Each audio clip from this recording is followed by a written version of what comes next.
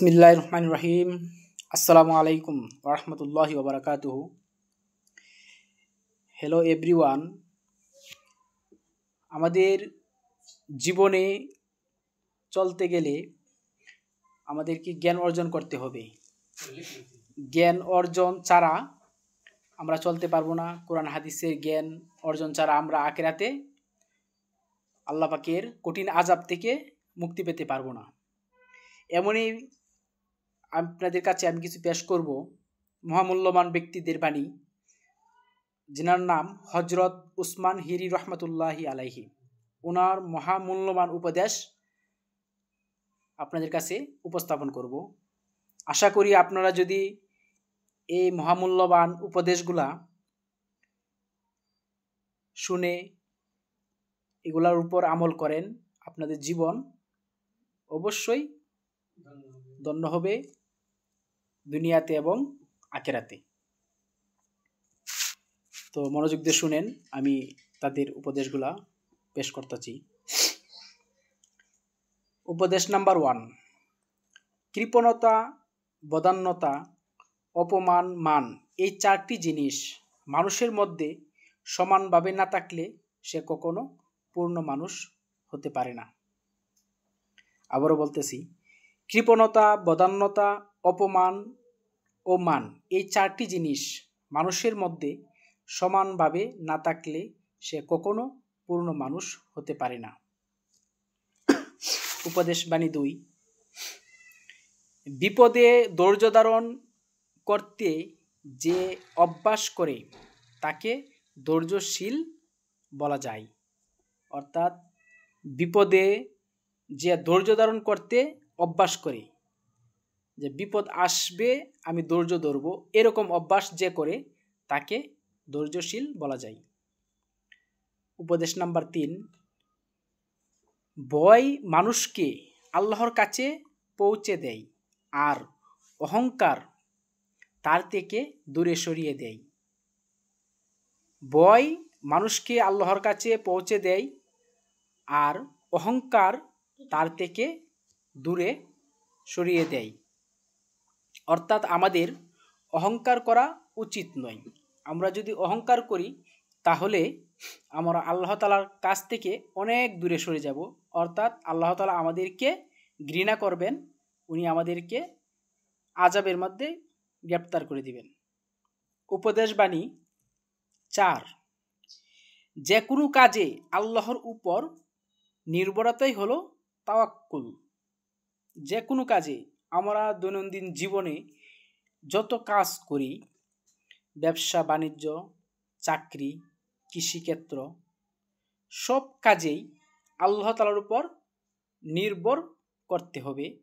অর্থাৎ আল্লাহ তাআলা যদি আমাকে ওই কাজটা করার তৌফিক দান করেন তবে আমি করতে পারবো, আর আল্লাহ পাক যদি ইচ্ছা না করেন তাহলে আমি ওইটা করতে পারবো না। অর্থাৎ আমার চাকরির উন্নতি, আমার ব্যবসার উন্নতি, আমার কৃষিক্ষেত্রের উন্নতি, আমার লেখাপড়ার উন্নতি, আল্লাহ পাকের ইচ্ছা ছাড়া আমি নিজেই উন্নতি করতে পারবো না। এখানে এই কথাটাই বলা হয়েছে যে যে কোনো কাজে আল্লাহর উপর নির্ভরতাই হলো তাওয়াক্কুল। উপদেশ বাণী 5, পার্থিব আমোদ প্রমোদ আল্লাহকে খুশি রাখার চিন্তাকে মন থেকে দূর করে দেয়। অর্থাৎ আমরা পার্থিব আনন্দ উল্লাস এগুলোর মধ্যে যখন ডুবে যাব তখন আল্লাহকে খুশি রাখার বিষয়টা আমাদের মন থেকে দূর হয়ে যাবে। অর্থাৎ আমাদের অতিরিক্ত কোনো কিছু করা উচিত নয়। ওই বিষয়ে আমাদের আল্লাহ পাকের রাজি খুশির দিকে খেয়াল রাখতে হবে। উপদেশ বাণী 6, আল্লাহ ছাড়া কাউকে যেমন ভয় করতে নেই তেমনি তাকে ছাড়া অন্য কারো কাছে কিছু আশা করতে নেই। আল্লাহকে ছাড়া কাউকে যেমন ভয় করতে নেই তেমনি তাকে ছাড়া অন্য কারো কাছে কিছু আশা করতে নেই। অর্থাৎ আমরা একমাত্র ভয় করব আল্লাহ তাআলাকে, এবং যা কিছুর চাওয়া আমাদের সব কিছু আল্লাহর কাছেই চাইব। একমাত্র তিনিই দেওয়ার মালিক, আর কারো সাধ্য নাই, কারো ক্ষমতা নাই আমাদেরকে উন্নত করা, কিছু কিছু দেওয়ার। উপদেশবাণী ৭, 3টি কাজ বড় বিপদ ডেকে আনে, যত 1 নাম্বার সম্পদের লোভ, 2 নাম্বার মান ও যশের আকাঙ্ক্ষা, 3 নাম্বার সকলের নিকট গ্রহণীয় ও আকর্ষণীয় হওয়ার কামনা। আবারও বলতেছি, 3টি কাজ বড় বিপদ ডেকে আনে। 1 নাম্বার সম্পদের লোভ, 2 নাম্বার মান ও যশের আকাঙ্ক্ষা, 3 নাম্বার সকলের নিকট গ্রহণীয় ও আকর্ষণীয় হওয়ার কামনা। তাই এ বিষয়ে আমাদের খেয়াল রাখতে হবে। অন্যায়ভাবে, হারামভাবে সম্পদের লোভ করা যাবে না। হালালভাবে সম্পদ অর্জনের নেশা করতে হবে। 2 নাম্বার মান ও যশের আকাঙ্ক্ষা, মান সম্মান এগুলোর এত আকাঙ্ক্ষা করতে নেই। আল্লাহ পাক যাকে যতটুকু দিয়েছে তাতেই সন্তুষ্ট থাকা। সকলের নিকট গ্রহণীয় ও আকর্ষণীয় হওয়ার কামনা। সকলের নিকট আপনি যদি গ্রহণীয় হতে চান, আকর্ষণীয় হতে চান, তাহলে এটা আপনার জন্য বড় বিপদ ডেকে আনবে।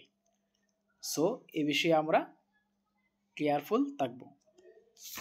উপদেশ নাম্বার 8, মানুষকে অবজ্ঞা বা ঘৃণা করা একটি রূপ যার প্রতিকার দুষ্কর। আবার বলতেছি, মানুষকে অবজ্ঞা বা ঘৃণা করা একটি রূপ যার প্রতিকার দুষ্কর। অর্থাৎ আমরা যদি মানুষকে ঘৃণা করি, অবহেলা করি, অবজ্ঞা করি, এটি একটি মারাত্মক রোগ, যেই রোগ থেকে মুক্তি পাওয়ার ওষুধ, মেডিসিন, ডাক্তার পাওয়া খুবই কঠিন। এখানে একথারই বোঝানো হয়েছে। তো ওই আল্লাহ তাআলার ওলির হযরত উসমান হিরি রহমতুল্লাহ আলাইহির যে মূল্যবান উপদেশগুলা আমরা শুনলাম, আশা করি এগুলা আমাদের জীবনে বাস্তবায়ন করব, এগুলা মনে রাখবো, এগুলোর উপর আমল করব। তাহলে আমাদের জীবনে আখিরাত এবং দুনিয়া এবং আখিরাতের সফলতা করতে পারব। সকলকে ধন্যবাদ।